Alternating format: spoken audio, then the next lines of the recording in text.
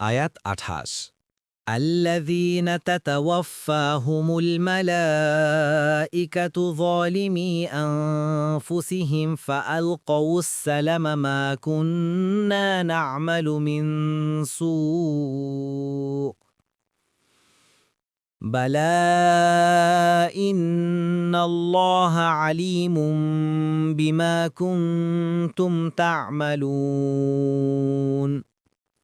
অনুবাদ: যাদের মৃত্যু ঘটায় ফিরিশতাগণ, তারা নিজেদের প্রতি জুলুম করা অবস্থায়, তখন তারা আত্মসমর্পণ করে বলবে, আমরা কোনো মন্দ কাজ করতাম না। তাফসির ১ নম্বর ফুটনোট: এটা তাদের মিথ্যাচার। অন্য আয়াতে এসেছে, তারা বলবে, আল্লাহর শপথ আমরা কখনো মুশরিক ছিলাম না। সূরা আল আনাম ২৩ নম্বর আয়াত। অন্য আয়াতে আল্লাহ বলেন, যেদিন আল্লাহ পুনরুত্থিত করবেন তাদের সবাইকে, তখন তারা আল্লাহর কাছে সেরূপ শপথ করবে যেরূপ শপথ তোমাদের কাছে করে।